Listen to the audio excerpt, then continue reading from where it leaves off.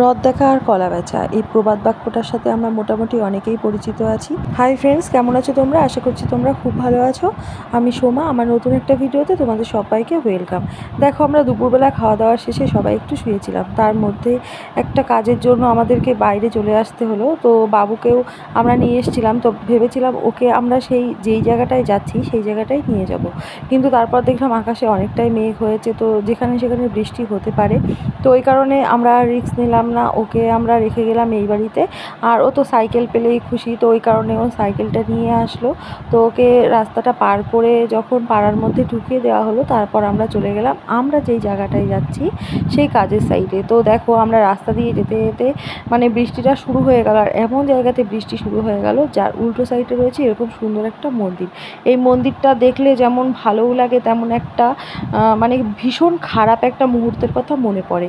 তো যাই হোক, সেটা এখানে আলোচনা না করাটাই ভালো। তো তারপর দেখো, আমরা এই উল্টো সাইডে যেখানে একটা চায়ের দোকান ছিল সেখানে একটু দাঁড়িয়ে থাকার পর বৃষ্টিটা যখন কমে গেল, তখন আমরা আবার রওনা শুরু করলাম। তো দেখো, আমরা যখন যাচ্ছিলাম তখন মোটামুটি জায়গায় কিছু কিছু জায়গায় বৃষ্টি হয়েছে আর কিছু কিছু জায়গায় বৃষ্টি হয়নি। তো দেখো, আমরা শ্রীপল্লী বাজার পর্যন্ত চলে এসেছি, আর এখানে এসেই দেখি রথের মোটামুটিভাবে একটা ছোটোখাটো ভালোই মেলা বসেছে। তো ভাবছিলাম এখানে দাঁড়িয়ে যাব, কিন্তু তখনও পর্যন্ত দোকানগুলো সব কটা বসেনি। তো ওই কারণে আর দাঁড়ালাম না, আমরা চলে যাচ্ছিলাম আমাদের যে কাজের জায়গায় যাচ্ছি সেই জায়গাটায়।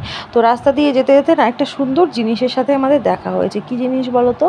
সেটা হচ্ছে এই রকম বর্ষাকালে মানে খুব সুন্দর একটা জিনিস কিন্তু আকাশে দেখা যায়। কি জানো তো তোমরা? তারপর দেখো, গাড়িতে একটু তেল ভরিয়ে নেওয়া হলো, তারপর আমরা আবার যাওয়া শুরু করলাম। ওই দেখো, ওই দেখতে পাচ্ছ না? দাঁড়াও।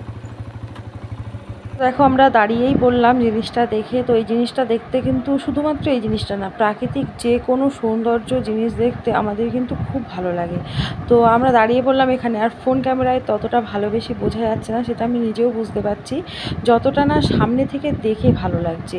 তো দেখো, আর এই যে সিনটা, এটা তো আমার ভীষণ ভালো লেগেছে। আমার তো একসময় মনেই হচ্ছিল যে এখানে দাঁড়িয়ে কিছুক্ষণ মানে একভাবে তাকিয়েই থাকি, কিন্তু সেটা করতে গেলে না আমরা যে কাজের জন্য যাচ্ছি সেখানে যেতে অনেকটাই দেরি হয়ে যেত, যে কারণে আমরা আর কোথাও দাঁড়ালাম না, আমরা চলে যাচ্ছিলাম। তো দেখো, রাস্তা দিয়ে যেতে যেতে বেশ অনেক জায়গাতেই কিন্তু রথের আয়োজন দেখা গেছে।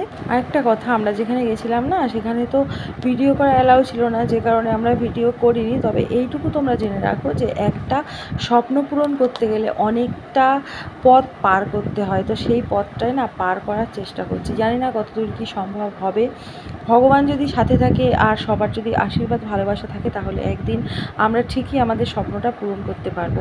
তো যাই হোক, তারপর দেখো, ওখান থেকে চলে আসার পর আমরা এই যে শ্রীপল্লী বাজারে যে মেলাটা বসেছিল ওখানে আমরা কিছুক্ষণ দাঁড়ালাম, আর এখান থেকে একটু বাদাম কিনে নিলাম। আর তারপর জানো তো, আগের দিন মানে যখন আমরা সোজা রথের দিন দীঘা থেকে বাড়ি আসছিলাম, তখন দাদা বলেছিল যে তোরা ঘুরে বাড়ি আসলি, আমাদের জন্য কী খাবার নিয়ে এসছিস, জিলিপি আনতে পারতিস, যেহেতু রথ ছিল।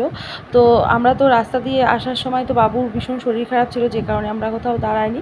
তো ওই কারণে এখান থেকে জিলিপি নিয়ে নিলাম। তারপর দেখো, এই মাটির দোকান থেকে কয়েকটা হাঁড়ি কড়াই নিয়ে নিলাম। যদিও এখন সত্যিকারের সংসার হয়েছে, তবুও এই মিথ্যে সংসারের যে জিনিসপত্রগুলো, এগুলো এখনও কোথাও একটা মনের কোণে গিয়ে না ভালোবাসা থেকেই যায়, যে কারণে আমি এখান থেকে নিয়ে নিলাম। আর আমার না এগুলো কিনতে খুব ভালো লাগে। তো এখানে ভেবেছিলাম একটা লক্ষ্মীর ঘট নেব, কিন্তু লক্ষ্মীর ঘটটা আর নিলাম না। শুধুমাত্র মাটির একটা উনুন, হাঁড়ি, কড়াই আর একটা মেয়ে পুতুল নিয়ে নিলাম। যদিও মেয়ে পুতুলটা মানে মুখের যে মানে আকৃতিটা, সেটা একদম ভালো লাগছিল না, তারপরেও এখান থেকে নিয়ে নিলাম একটা মেয়ে পুতুল। যে কারণে এখানে রান্নার জিনিসপত্র নিচ্ছি, ওই কারণেই নিয়ে নিলাম। আর তারপর দেখো, যে রাস্তা দিয়ে মানে দুপাশ দিয়ে বেশ ভালোই অনেকগুলোই দোকান বসেছিল। আর তারপর রাস্তা দিয়ে আস্তে আস্তে বেশ অনেক জায়গাতেই এরকম মেলার আয়োজন হয়েছিল। তো সেইভাবে তো আমাদের আর কোথাও ঘুরতে যাওয়া হলো না, মানে রথ উপলক্ষে কোথাও ঘুরতে যাওয়া হলো না। ওই যে রথ দেখা কলা বেচা যে প্রবাদ বাক্যটা, সেটাই আমাদের সাথে হলো। গিয়েছিলাম কাজে, তো ওখান থেকে ফিরে আসার সময় এই রথের মেলা থেকে ঘুরে এসেছিলাম। আর বাবু তো ব্যাপারটা জানেই না, আর ও জানলেও কোনো ব্যাপার নেই, কারণ ও তেমনভাবে মানে রাগারাগি বা বায়না করে না, মেলাতে নিয়েই যেতে হবে এরকম কোনো ওর ব্যাপার নেই। তারপর দেখো সন্ধ্যা হয়ে গেছিলো, আমি দোকানে আসার আগে বাবুকে ফোন করে দিয়েছিলাম, ও একটা জলের বোতল নিয়ে দোকানে চলে এসেছিলো। দোকানে আসার পর আমি দোকানটা খুলে নিলাম, তারপর বাবুকে দিয়ে সন্ধেটা দিয়ে নিলাম। আর এদিকে দেখো রথযাত্রা, এই যে মাসির বাড়ি থেকে এখন নিজের বাড়ি যাচ্ছেন জগন্নাথ, বলরাম, সুভদ্রা। তো কি ভালো লাগছে দেখো জিনিসটা দেখতে, আর এত সুন্দর লাগছে এই কারণ পরিবেশটা খুবই সুন্দর ছিল, আকাশটা এত সুন্দর লাগছিল দেখতে। তো ঠিক যেন মনে হচ্ছিল কেউ একটা লাল রঙের লাইট লাগিয়ে দিয়েছে, এইরকমই মনে হচ্ছিল দেখতে।